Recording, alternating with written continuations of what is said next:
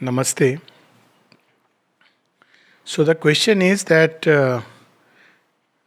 yesterday we spoke about the choices we make. So, do our choices make a difference to the world? Well, everything makes a difference to the world, this first part of it. Whether we choose, don't choose, whether there is a free will or not. All energies that are released into the world have an impact on the totality because there is an interconnectedness. But whether that effect is good or bad is a big question.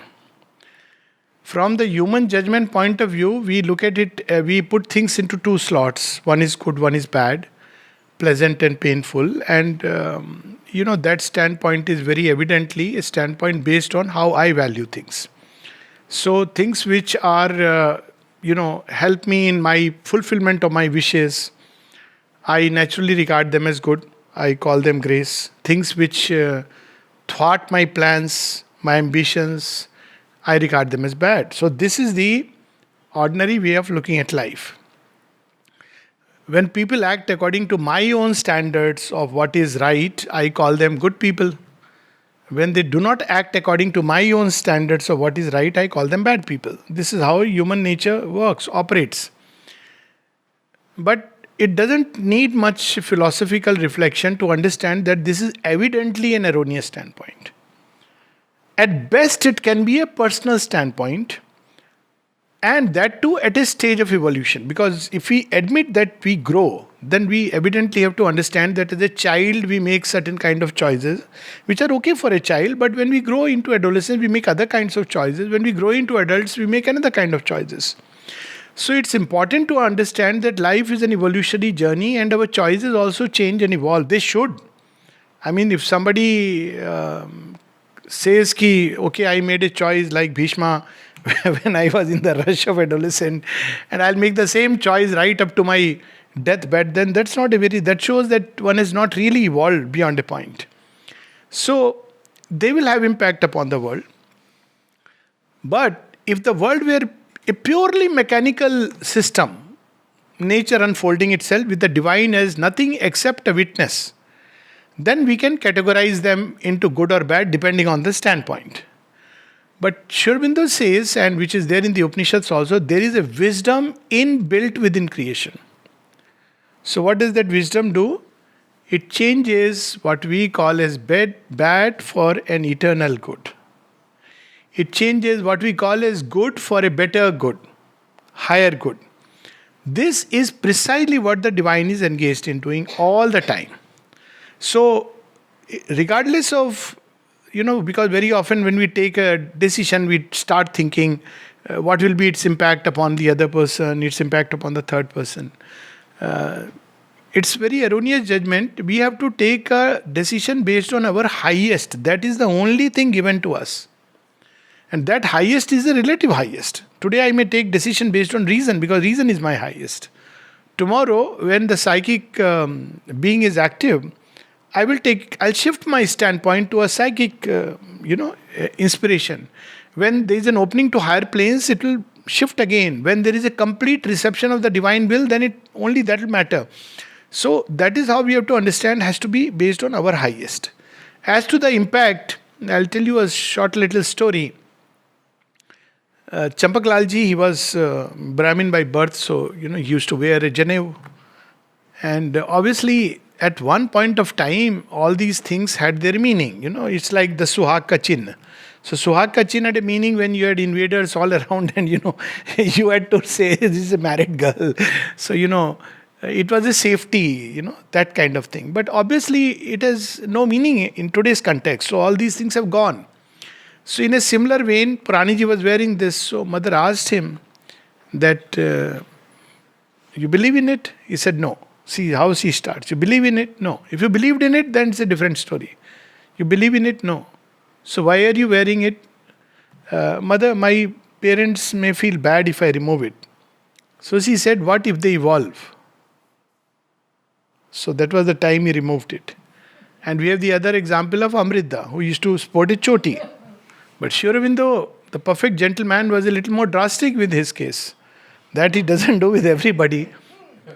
Amrita used to have a long choti, and one day night Sri Aurobindo gave a command, strange command to Nalnida, one of the most faithful, go and remove his choti. And he did such a perfection. This is called yoga in works. Yoga karmasu kaushalam. Night when Amrit Da is sleeping, he removed it in such a way that he didn't even come to know that his choti is gone.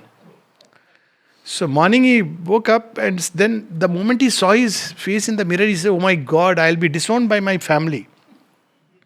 Everybody smiled, not knowing what is the will of the Lord. Well, 2 days later on, father came and saw him, and he was shocked. He said, "I had fixed up a marriage alliance for you with some very good chaste Brahmin family. Now they will never get married to you." And he was very angry, unhappy. In a huff, he left and went away. Now imagine Amrit Da not removing the choti, obeying the father, getting married, leading a so-called happily married life ever after. And the Amrit Da who became the one and only manager whom the mother would trust. So that's where the choices count, So act according to the highest, act according to the present. That's all that is given to us. All this thing, what will be the impact? But act, now highest may be your refined best. Whatever your ultimate, act according to that. Also because when you act according to the highest, even if the result is not desirable, supposing you have acted under the deepest love and yet there is a refusal, the other person doesn't understand, it can happen. Yet you have set into motion forces that are going to have an impact. So action is an energy which has gone into creation. It doesn't die. It's like information. It doesn't die. Information never dies. It is there somewhere. So energy which is released into creation doesn't die. It keeps searching for holding on to instruments wherever. That's why in Buddhism, it's a very beautiful thing, and Mother speaks of it in a different way every morning when we wake up. Release gratitude, love in the atmosphere. Why? Because it goes there and circulates, and eventually it will come back to the recipient. So the principle is, it is not going to die. That this little gratitude went to one person and stayed there. It's released into the environment, so it is going on its journey onwards. And imagine it will awaken in so many hearts such beautiful things. People may not know. In fact, it can also happen that supposing you have, let's say, an example where a person doesn't understand you, misunderstands you rather. But you have in your heart the utmost love and generosity that you can have.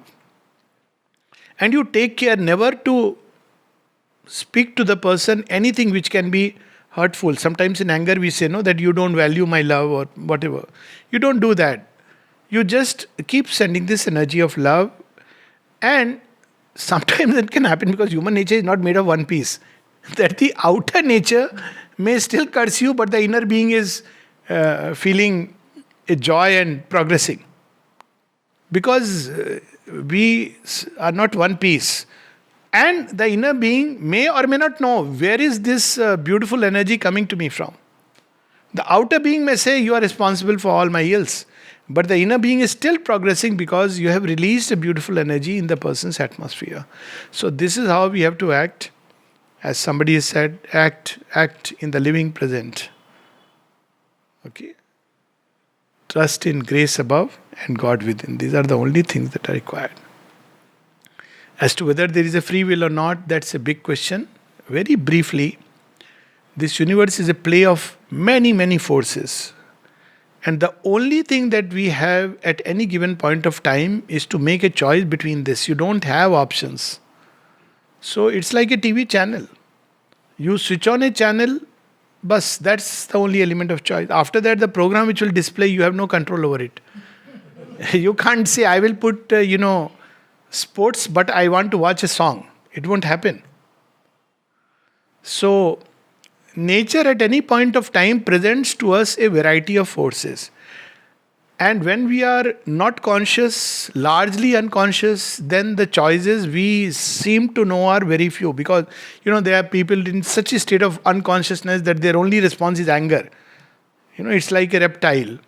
You step on the feet and on the tail, with your feet, and the snake bites. It doesn't know any other response. You can't blame the snake. You bit me. You don't know I have a family in the background. Snake is a snake. So the more unconscious we are, the less are our choices, the more dense. So most people react mechanically to the movements of nature because it's been inbuilt at that level, inbuilt to for defense or whatever, anger and fear and all these responses. But as you grow, you will see more and more choices get added up. That is not annulled, by the way. You can still react with anger, you can react with forgiveness, you can react with understanding, you can react with compassion. You can react with the power of transformation. All these possibilities at the highest start opening up. So, as we grow, more the choices appear before us. So, what we have to do is only accept this suggestion and discard the other. Let's say somebody has an illness. Everything is a choice. Even non-action is a choice. You have an illness. God forbid, one should never be ill. Illness is not a good thing. But let's say somebody has an illness. So at one point of time, there is a suggestion coming of fear. You're going to die. There are people who are going to give this suggestion also all around. But one person comes and tells you that, no, trust. So now you are still going to pick up one choice and you can't pick up both. You pick up one choice, stick to it. Now what happens if you die? There is a difference between dying helplessly and dying with a conscious choice of putting your trust in God. It is written in your credit page. So this is how the whole process works. And at any given point of time, all these choices will present themselves and man has to say yes or no. But for that, we have to first learn to become a witness and student of our nature. That's very important. Otherwise, we'll always be helplessly, mechanically driven. So learn to witness and watch. Where is it coming from? What kind of responses it's creating within, and then make a choice. So it should be a conscious choice. Then leave it to the grace, good and bad. Ultimately, Sri Aurobindo puts very beautifully in one of his letters to Mrilani Devi, when her brother has died, young brother. So he says that I am, sad to know about the tragedy which has once again struck your family. But trust in the divine grace because very often out of evil he brings out good. It looks like an evil, but he brings out good. Both for the one who has gone and for the one who is left behind. So that's the wisdom which operates. Its ways are enigmatic to human eyes because none of the values that the divine way of looking at things conforms to our, because we look at a brief section of time whereas he has the whole vision. That is one of the biggest problems, that we are limited beings, finite beings, so we look at things only in a brief section of time. Haven't you seen that, in childhood many things happen to all of us? That time they look like finished, life is over. When you grow up and you look back and you say, okay, it's okay. It doesn't matter so much that what percentage of marks we had. But that time it's like a question of life and death. That's how life is. Namaste.